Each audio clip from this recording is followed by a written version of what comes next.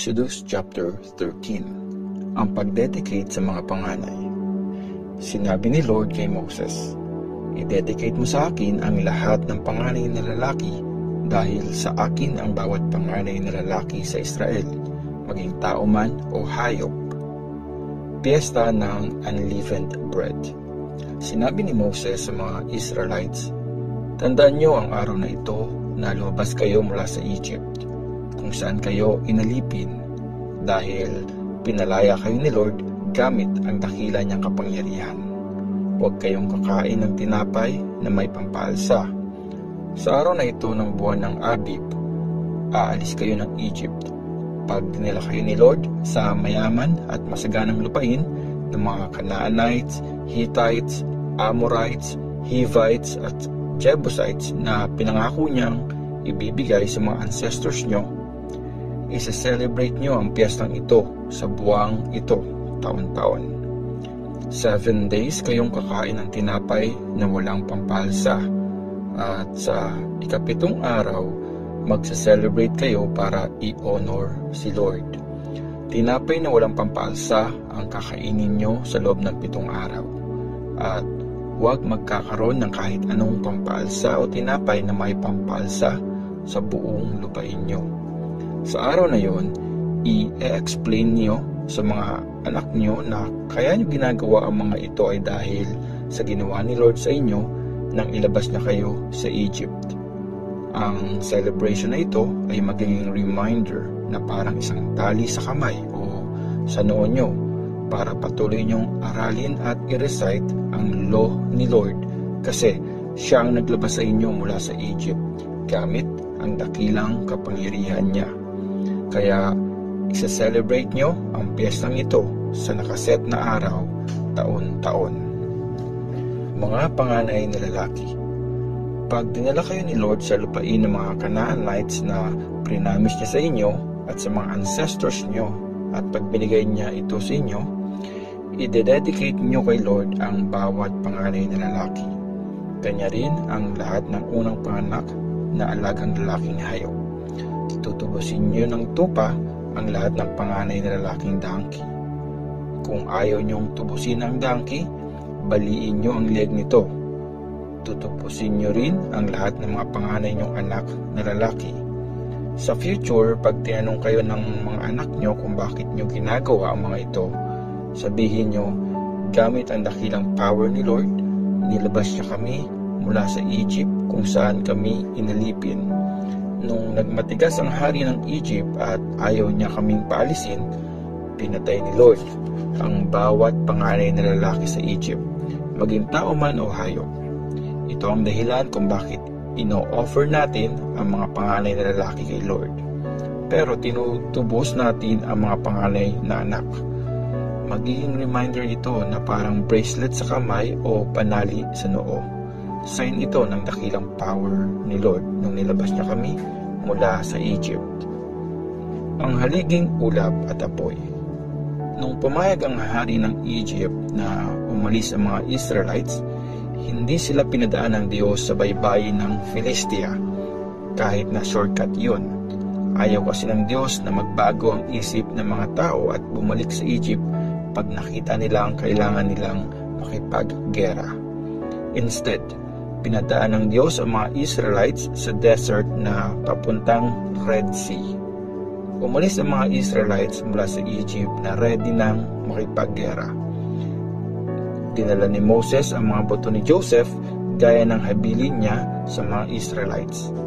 Ito ang sinabi niya noon, "Sure ako na ililigtas kayo ng Diyos, at pag nangyari yun, dalhin nyo ang mga buto ko pag alis nyo rito." Umalis mga Israelites sa Succoth at nag-camp sa Etam, sa dulo ng desert. Araw-gabing ginaid ni Lord ang mga Israelites.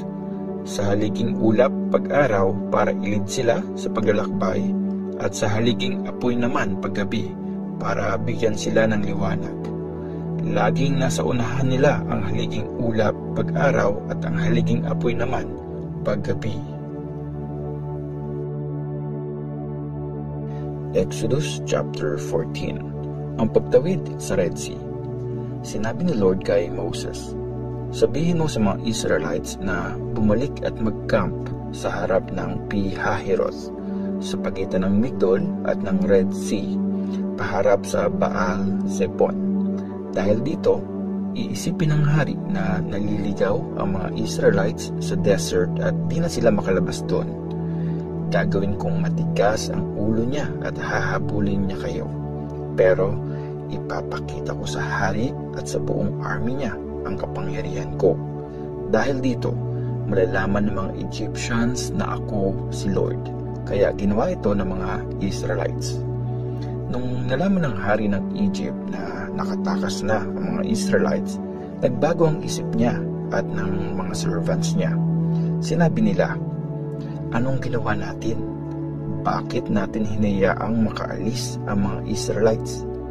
Nawala na tayo ng mga magsaserve sa atin." Kaya hinanda ng hari ang karwahe niyang pandigma at ang army niya. Sinama niya ang 600 na mga piling karwaheng pandigma at ang lahat ng iba pang karwahe ng Egypt. May isang officer na nakasakay sa bawat karwahe. Ginawa ni Lord na matigas ang ulo ng hari at hinabol nito ang mga Israelites na malakas ang loob na naglalakbay. Ang mga Israelites ay hinabol ng mga Egyptians ng army ng hari na nakasakay sa mga kabayo at mga karwahe. Naabutan nila ang mga Israelites sa may tabing dagat malapit sa Pi-hahiroth at Baal-Zebon.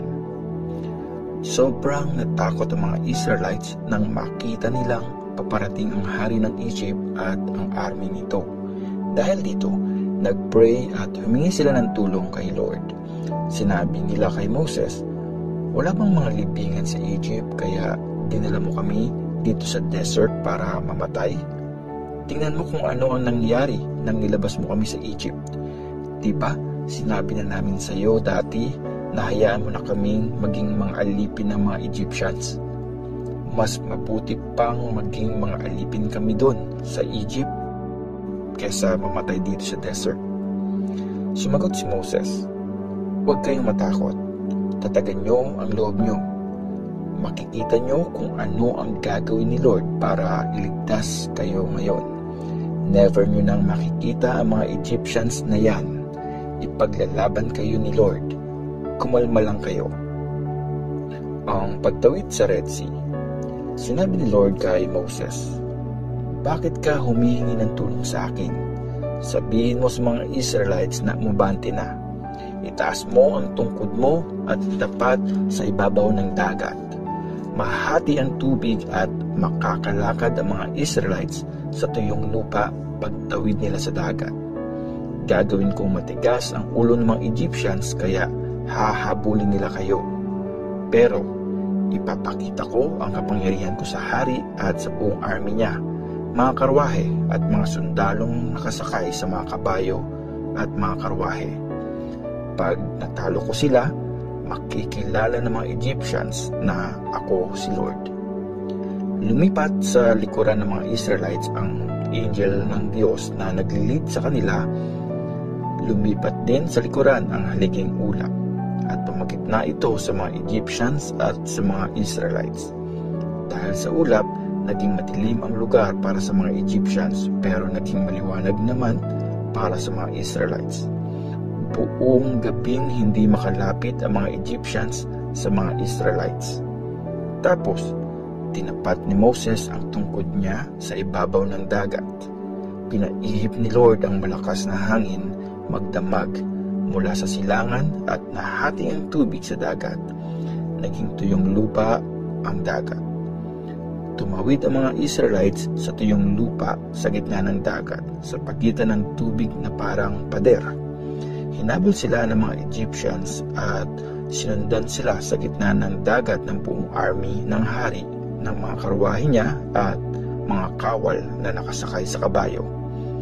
Nang magmamadaling araw na, mula sa haliging apoy at ulap, tiningnan ni Lord ang mga Egyptian army. Kinulo niya ang mga army at nagpanik ang mga ito. Bumaon sa lupa ang mga gulong ng mga karwahe kaya nahihirapan na silang makahabol. Sinabi ng mga Egyptians, umalis na tayo dito kasi si Lord na ang lumalaban para sa mga Israelites. Sinabi ni Lord kay Moses, itapat mo ang tungkod mo sa ibabaw ng dagat at tatabunan ng tubig ang mga Egyptians, pati ang mga sundalong nakasakay sa karwahe at kabayo. Ginawa nga ito ni Moses at bumalik ang tubig sa dati nung mag-uumaga na. Sinubukan ng mga Egyptians na tumakas pero hinagi sila ni Lord sa gitna ng dagat. Bumalik ang tubig sa dagat at tinabunan ang mga karwahe at mga kawal na nakasakay dito, pati buong army ng mga Egyptians. Nilamon silang lahat ng dagat at walang natira sa kanila kahit isa. Pero nakatawid ang mga Israelites sa tuyong lupa sa gitna ng dagat sa pagitan ng tubig na parang pader. Noong araw na yon, niligtas ni Lord ang Israel mula sa mga Egyptians. Nakita ng mga Israelites ang mga bangkay ng mga Egyptians sa tabing dagat. Na-witness ng mga Israelites ang dakilang power ni Lord against sa mga Egyptians. Kaya nagkaroon sila ng takot kay Lord at nagtiwala sila sa Kanya at kay Moses na servant niya. Exodus chapter 50. Ang kanta ni Moses. Pagkatapos, ito ang kinanta ni Moses at ng mga Israelites para kay Lord. Kakantahan ko si Lord dahil sa dakila niyang tagumpay. Sa dagat ay inihagis niya ang mga kaaway, pati ang mga kabayong sinasakyan. Si Lord ang defender ko at lakas. Sa akin, siya ang nagligtas. Siya ang Diyos ko at siya ay pupurihin. Ang Diyos ng tatay ko, siya ay kakantahan at dadakilain. Si Lord ay isang warrior. Ang ngalan niya ay Lord. Mga kawal at karwahe ng hari ng Egypt sa dagat ay tinapon, at ang mga piniling officers sa Red Sea ay nilamon. Malalim na dagat sila'y tinabunan, parang batong lumubog doon sa kalaliman. Nakakabilib ang power ng kanang kamay mo, Lord. Yang kanang kamay mo sa kaaway dumurog. Sa dakilang tagumpay mo, mga kalaban tinalo. Parang dayami silang nasusunog sa nagliliyab na galit mo. Hinipan mo ang dagat at tumaas ang tubig. Tulad ng isang pader, tumayo ng tuwid. At sa pusod ng dagat, tumigas ang pinakailalim. Sinabi ng kalaban, hahabulin ko sila at aabutan. Mga kayamanan nila ay aking hahatiin at lahat ng gusto ko, aking kukunin.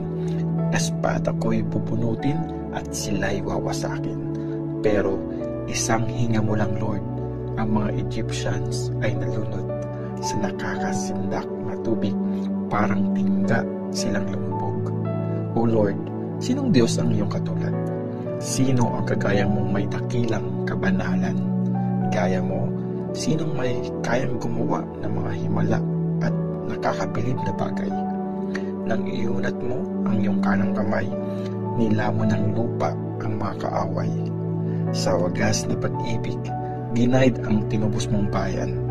Gamit ang lakas, nilid mo sila papunta sa lupang banal. Narinig ito ng maraming bansa at nanginig sila sa takot. Sa sindak, ang mga Philistines ay nabalot. Nagpanik ang mga leaders ng Edom. Nilamon sa takot mga leaders ng Moab. Ang lahat ng mga taga-Kanaan nawalan ng lakas ng loob. Ang naramdaman nila ay sindak at takot.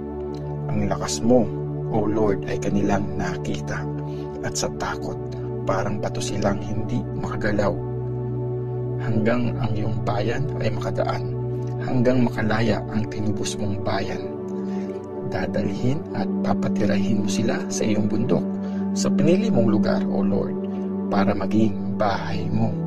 Sa sanctuary na ikaw, O Lord, ang mismong nagtayo. Maghahari si Lord forever and ever. Ang kanta ni Miriam. Tumawid ang mga Israelites sa tuyong lupa sa gitna ng dagat. Tapos, nung hinabol ng mga karwahe at kawal ng hari ang mga Israelites, binalik ni Lord ang tubig ng dagat at tinabunan ang mga kawal. Pagkatapos, kumuha ng tamburin si Miriam, isang babaeng prophet na kapatid ni Aaron. Sumunod sa kanya ang lahat ng mga babae na tumutugtog din ng tamborin at nagsasayaw. Kumanta si Miriam sa kanila. Ito ang kanta niya: "Awitan si Lord dahil sa kanyang dakilang tagumpay, tinapon sa dagat mga kabayo't kawal ng kaaway." Ginawang matamis ang mapait na tubig. Nilid ni Moses ang mga Israelites mula sa Red Sea papunta sa desert ng Shur. 3 araw na silang naglalakbay pero wala silang makikitang tubig na maiinom. Tapos, nakarating sila sa Mara, pero napakapait ng tubig doon kaya hindi nila mainom. Kaya tinawag nila itong batis na mapait. Nagreklamo ang mga Israelites kay Moses at nagtanong, "Ano ngayon ang iinumin namin?" Humingi ng tulong si Moses kay Lord at pinakita ni Lord ang isang pirasong kahoy sa kanya. Hinagis ito ni Moses sa tubig at naging matamis na inumin ang tubig. Binigyan sila doon ni Lord ng mga batas at mga instructions para sundin at tinas niya rin yung mga tao. Sinabi ni Lord, "Kung papakinggan nyo akong mabuti at gagawin ang tama sa paningin ko, at kung bibigyan nyo ng pansin lahat ng mga commandments at susundin ang lahat ng mga batas ko, hindi ko ipapa-experience sa inyo ang mga sakit na pinadala ko sa mga Egyptians. Dahil akong si Lord ay nagpapagaling sa inyo." Pagkatapos, dumating sila sa Elim, kung saan merong 12 na bukal ng tubig at 70 na palm tree. Nag-camp sila doon sa tabi ng bukal.